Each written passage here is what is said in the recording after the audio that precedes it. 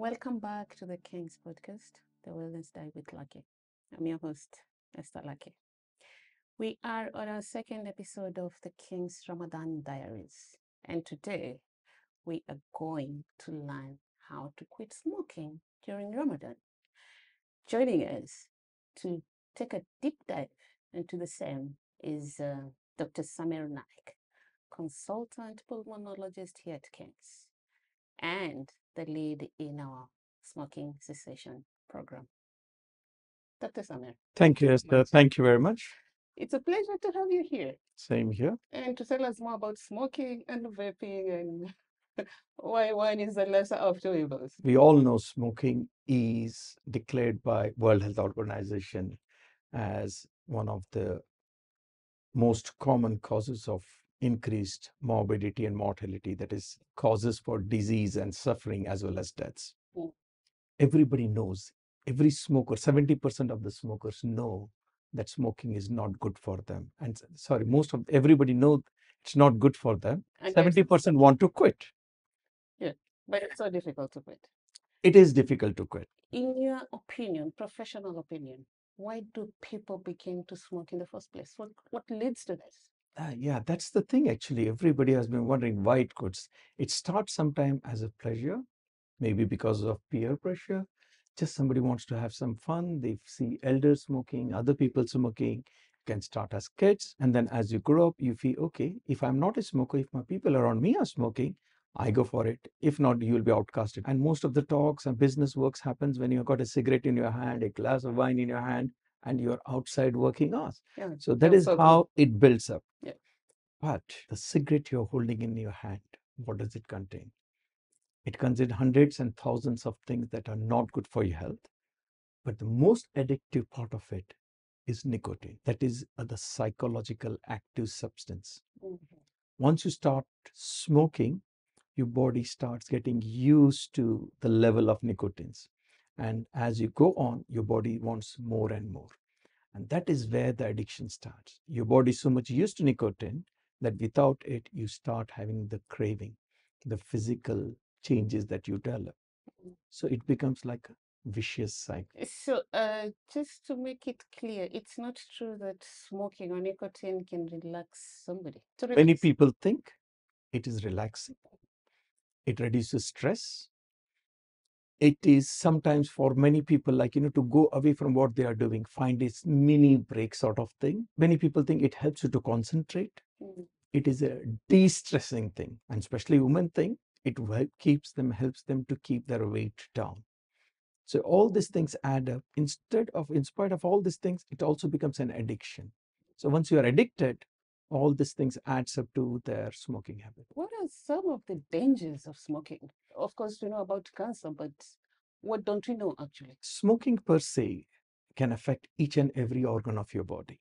I mean, obviously, every part of the body needs blood flow and it affects the blood vessels. Once the blood vessels are narrowed, it can affect every organ that way. The incidence of cancer in smokers is about 15%. Almost half of the people who smoked, if they live in their 70s, 80s, they will develop cancer. But more than cancer, what is important is developing lung disease where you can't breathe, COPD. Mm-hmm. Commonly, people know it as bronchitis or emphysema. So this is another thing that causes. It also causes other part damages to the lung. Apart from this, heart attacks. Incidence of heart attacks is very high in smokers. Smokers tend to have high incidence of strokes. Smokers spend about 27 times more time in the hospitals and intensive care than normal people. They die early. Any guess? Every cigarette reduces your life by how many minutes? I have no idea. Every cigarette a person smokes reduces his life by 14 minutes. But then I know I'm not supposed to get into so much detail because you're supposed to keep it short. Yeah. I've heard people who say my grandfather lived up to 101 and he was smoking every day of his life. Genes, everything comes down to genes. Genetics. Some people are more sensitive, some people are less. That's why even the cancers that you develop without any risk factors, it's all related to the genes.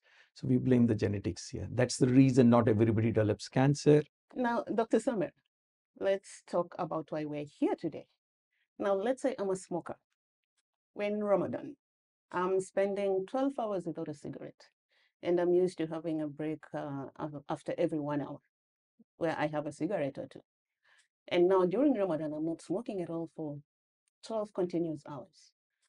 How can I use that to actually quit smoking? And how easy can it be to quit smoking? Or is it easier? I think Ramadan or even Lent that is currently going is a perfect time to quit any of your bad habits.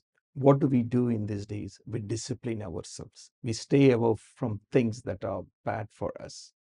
Now, the most common thing with smoking, as I told you, is psychological dependence. Everything is in the mind. So you have to prepare yourself that I want to quit smoking. When you try to do it in normal days, you find it difficult for whatever reasons. But Ramadan, your mind is prepared to do all the good. And obligatory fasting, if you're doing, then you know that you're going to stay away from cigarettes for 12 hours, 14 hours. In some countries, it's about 16 to 18 hours. So that should give you psychological boost to say, if I can stay for so long, this means I am mentally strong. So we know you want to quit. You know you're doing it psychologically during Ramadan. Use this opportunity to reinforce things and try to do things. We'll talk about how we can do that. You're doing successfully. One of the ways of quitting smoking is find your triggers. What triggers you to smoke? And once you get a trigger, try to delay it, postpone it, push it as long as possible. This is one of the ways of when we do our CBT therapy with people that, okay, find your triggers. Do you wake up and want a cigarette first? Delay it. Do it after a cup of coffee. Do it after a shower. Try to push it. As you start doing this, you'll be more and more successful. So Ramadan is a perfect time because already you're reinforced yourself.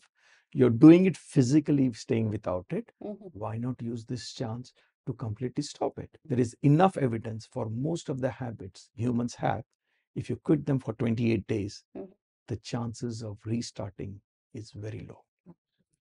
Wow, doc. Now that you know that you can actually quit smoking during Ramadan, which, by the way, you just said it's all about psychology. What happens once we quit smoking? What happens to the lungs specifically?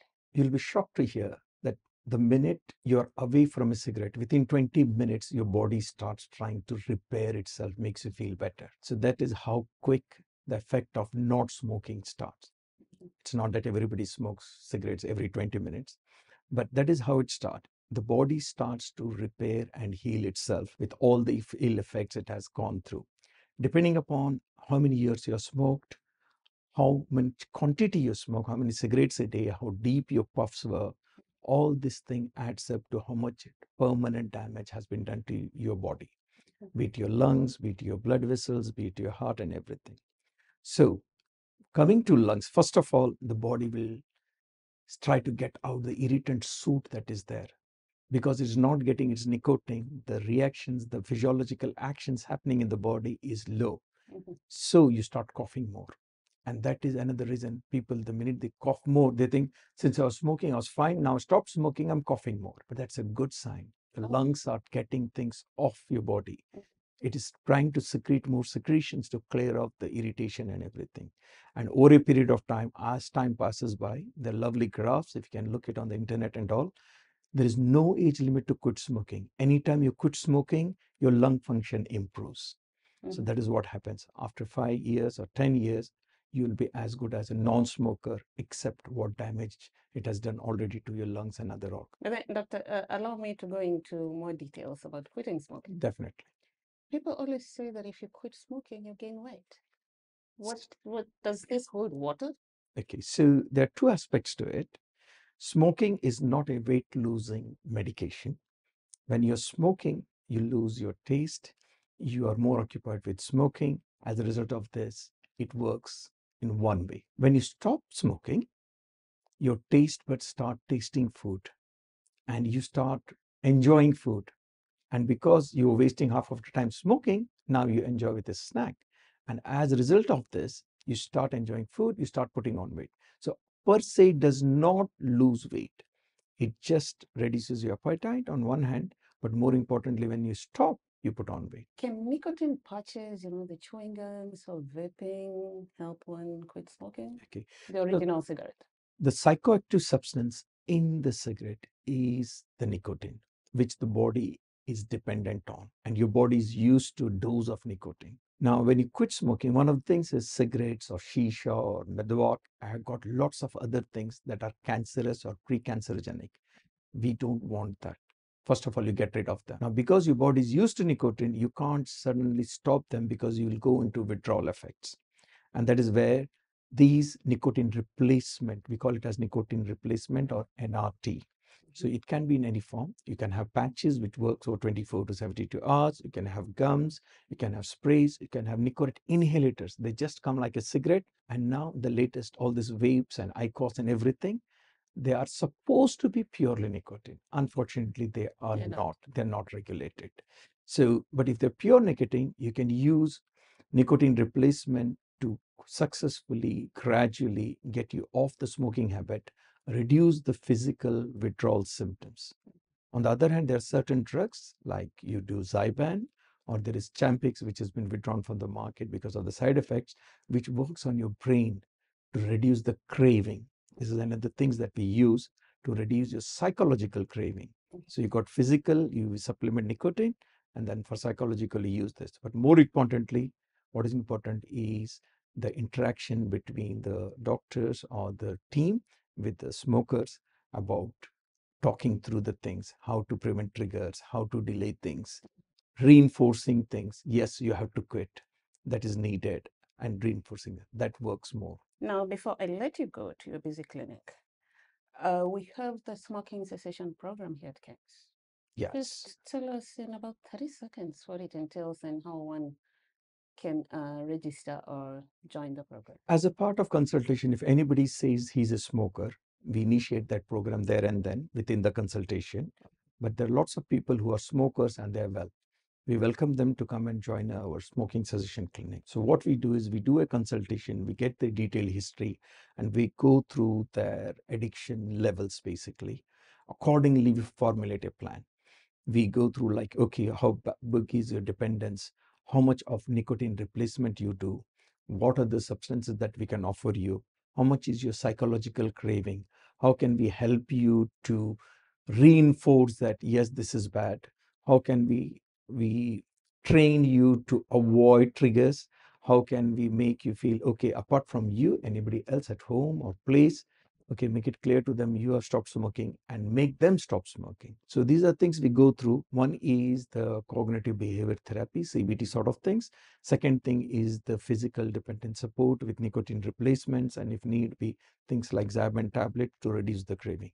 So we incorporate all these things. It takes few sessions, and from the smoker itself, sometimes it takes few tries if they want to completely quit smoking. All right, doctor. Thank you so much for joining us here today. Thank you, Esther, much. It's a pleasure. Yeah, I'll see you again soon for the sleep study. Definitely. Ladies and gentlemen, you had bet with doctor. If you want to quit, you can quit during Ramadan. Apparently, it's supposed to be easy.